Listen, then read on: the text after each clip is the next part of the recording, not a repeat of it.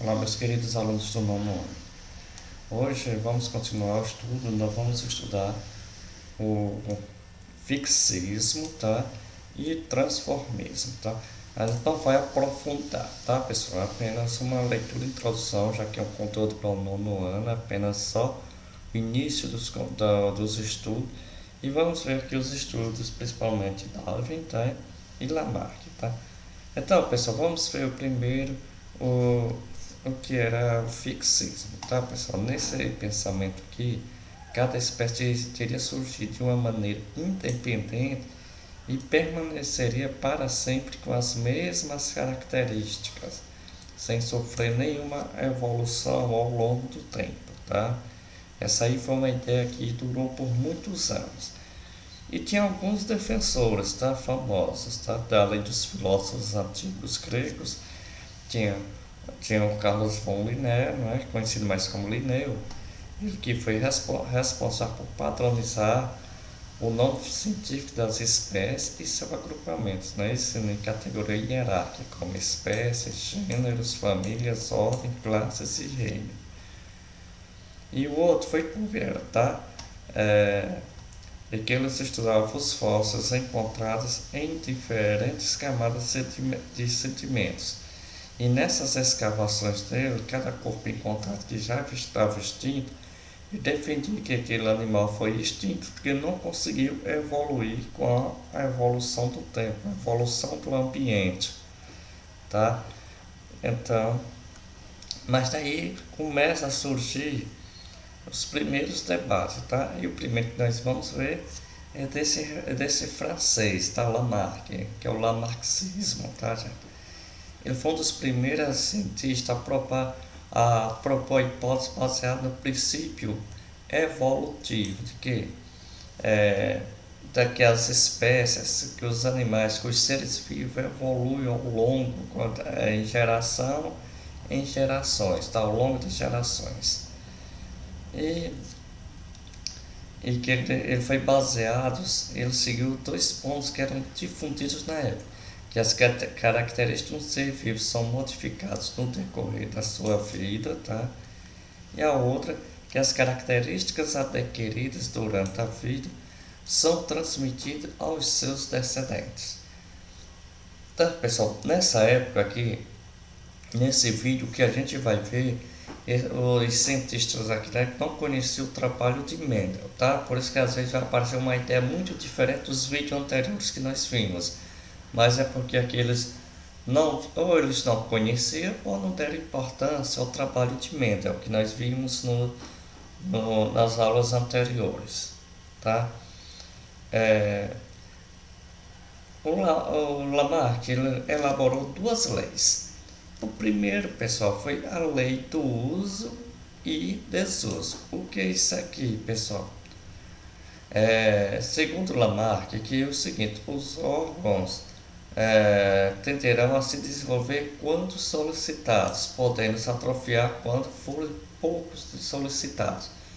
Ou seja, aqueles órgãos mais utilizados eram mais desenvolvidos. Aquilo que o homem não utiliza, os animais não utilizavam, eram atrofiados, ficando em desuso.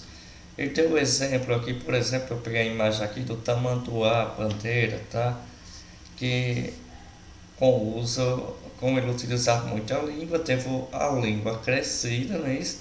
E consequentemente teve os dentes atrofiados, tá? Eles se alimentam principalmente de cupim, né, de formiga e de outros insetos.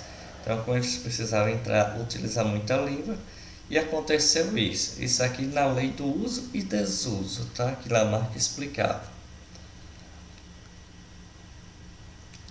E a outra lei, gente, a outra lei é a lei da herança das características adquiridas. É, o que ele explicou é o seguinte: o desenvolvimento ou atrofiamento de um determinado órgão eram transferidos aos descendentes, atuando por várias gerações sucessivas. Ou seja, para Lamarck, a partir de que um tamanduá desenvolveu sua língua, desenvolveu essas características essa mudança aqui desse órgão seria transmitido para as gerações seguintes. Nós já vimos lá atrás que isso não era bem verdade, não é? Era quem transmite as características hereditárias eram transmitidas através de genes, tá? E não por modificações que o animal sofreu por estar sobrevivendo em uma determinada região. E, e agora a gente vai aparecer, pessoal, o Darwin, tá, pessoal? Ele, ele viveu, era um naturalista, geólogo e biólogo britânico, tá? Ele nasceu em 12 de fevereiro de 1809 e faleceu em 19 de abril de 1882. Ele, em 1831, ele saiu nesse barco aqui, HMS, se não se pronunciar a palavra correta, tá, pessoal? Nesse barco aqui, fazendo uma expedição em que ele passou pelo Brasil 2 vezes, tá, pessoal? Ele passou, deu uma volta ao mundo, mas partindo da Inglaterra. Aqui está os locais que ele passou. Vejo que ele passou em várias cidades brasileiras, tá? E aqui ele deu a volta ao mundo, chegando aqui, ele saiu de Londres, passou aqui pelo litoral brasileiro e aqui ele deu a volta ao mundo, tá? Chegando ao Brasil novamente e retornando para a Inglaterra. E nesse aqui ele ia fazendo vários estudos, tá, professor? Várias anotações do que estava encontrando na natureza, dos animais, tanto da fauna como da flora. Ele se espantou bastante quando passou aqui pelo Brasil, ainda pelo trabalho dos escravos, coisa que não existia mais na Inglaterra na época.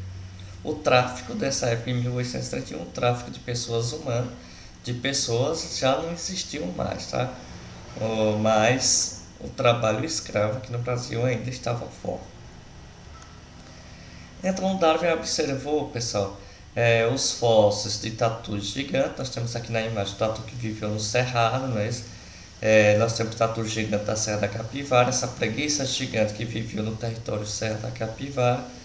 Ele observou também, tá?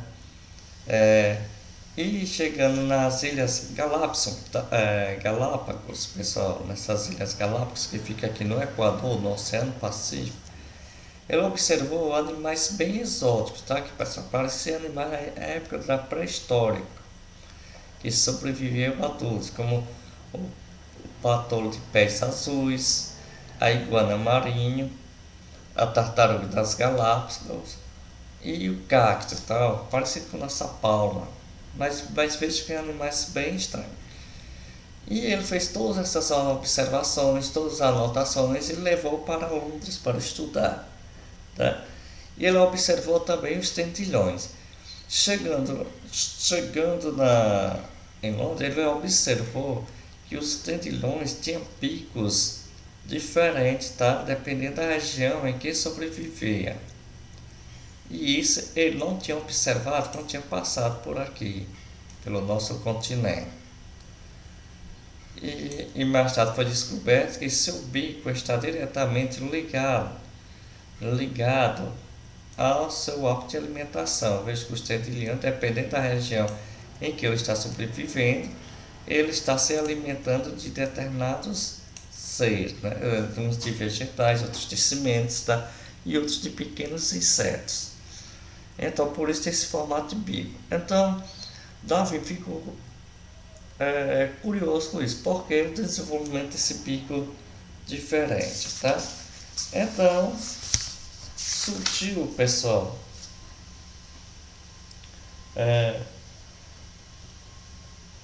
surgiu o seguinte, Darwin surgiu da ideia de uma seleção natural, tá? Ele não sabia como, mas eles tipo uma espécie de seleção, essa seleção natural seria tipo uma seleção artificial que era feita pelo homem, não é isso? Nós vimos lá em Mendel que o homem pode fazer a seleção artificial para ter animais com suas características, animais ou plantações com as características de acordo com quer. E daqui, aqui nós temos exemplo aqui da mostarda silvestre. Daqui foram fazendo seleções artificiais até obter o couve-flor, né? Isso, os brócolis, os repolhos, repolho crespo e o couve rabano, tá, pessoal? Então, em certo ano, o Davies leu um livro de Thomas Malthus, tá? Em 1838, que veio a resposta para isso. Ele diz que os animais tentam crescer dobrando a sua geração, tá, pessoal? Nós tínhamos um indivíduo aqui, e na geração seguinte nós iríamos ter dois indivíduos, tá? E daqui que a gente já tinha dois indivíduos, isso aqui ia ser elevado ao quadrado, e que nós já iríamos encontrar quatro, né? Esses quatro indivíduos. A próxima geração seria o quadrado disso aqui, desses quatro indivíduos, que já seriam 16, tá? E assim sucessivamente, tá, pessoal? Só mantendo aqui a espécie de dois indivíduos, vamos dizer que aqui nós tínhamos dois indivíduos, tá? Esses dois indivíduos iam se reproduzir as gerações seguintes, e aqui nós ia aumentando sucessivamente. Mas a sua alimentação iria aumentando de forma lenta, tá? Os indivíduos iam dobrando, tá? Mas a alimentação, aquela geração, ia aumentando de forma lenta. Ou seja, tinha alimentação para um indivíduo, depois ia ter uma alimentação mais dois, tá? Depois a gente já ter quanto ia ter três, aqui eu ia somar mais um, ia ter alimentação para três quantidades. Depois ia aumentar mais uma quantidade, iria ter, né? Isso, 4. Ou seja, na medida em que a geração ia aumentando a uma exponencial de 2 ao quadrado, tá, pessoal? A alimentação, a quantidade de alimento ia aumentando de forma, ou seja, pela metade do que essa espécie estava aumentando. E daí surgiu a seleção natural, tá, pessoal? Surgiu a seleção natural de termos animais que desenvolveram determinadas características para sobreviver a um determinado tipo de alimentação que era escassa para o total de alimentação. E só os mais fortes sobreviveram. Outra maneira de alimentação natural, de seleção natural, foi, por exemplo, se for com os predadores. Por exemplo, essa ave aqui, nós temos aqui na situação 1, coelhos de orelhas longas e coelhos de orelhas pequenas, tá? E o que acontece com essa ave aqui? Eles só gostavam de quê? De coelhos com orelhas pequenas, tá? Orelhas curtas. E o que foi que aconteceu ao longo do tempo, ao longo das gerações? Os coelhos de orelhas curtas foram desaparecendo, foram ficando em extinção, tá? Então, pessoal, aconteceu o seguinte: com o passar do tempo, nessa seleção natural, ficou apenas os coelhos de orelhas longas, tá? Pessoal, tanto Darwin como Lamarck, tudo isso aqui, eles defendiam que todas as espécies se originavam de um ancestral comum, mas foi descoberto o seguinte, que dependendo do local em que se encontrava, essas espécies vivendo em regiões diferentes, tá? Com características diferentes, climas diferentes, alimentação diferente, eles foram desenvolvendo, foram ter desenvolvimento diferente até que originou novas espécies. Por exemplo, nós temos cães e lobos que têm o mesmo ancestral, mas por viver em situações diferentes, tá? Em regiões diferentes, porque saíram os cachorros, os cães e lobos, tá? Outra maneira da seleção natural é através disso aqui que nós estamos vendo, de, de animais, de animais, de predadores, tá, pessoal? Pegar presas de determinadas características, ou seja, os mais fracos, ou tipo essa aqui, esse gavião essa águia de preferir apenas coelhos de orelhas curtas. E outra coisa, pessoal, outro exemplo, vamos lembrar aqui, que as características sofridas, as modificações físicas sofridas por um ser humano, não é transmitido hereditariamente, tá, pessoal? Essas características hereditárias são transferidas através de genes, não como Lamarck defendia, tá? As características hereditárias, isso aqui nós vimos, era o que Davis não sabia explicar como surgiam as variedades de características entre os indivíduos de uma mesma espécie. Isso aqui nós já vimos lá que essas características eram transmitidas ao longo da história e eles não conheciam os conceitos de gene e os conceitos de genes, tá, pessoal? Que nós vimos lá em Mendel. E uma característica que é transferida, pessoal, lá em genética nós vimos que as características também são transferidas, que hereditariamente são as características sofridas através de radiações, tá? Essas aí sim são transferidas para gerações seguintes, tá? Então, pessoal, essa é a nossa aula. Qualquer dúvida, deixe nos comentários.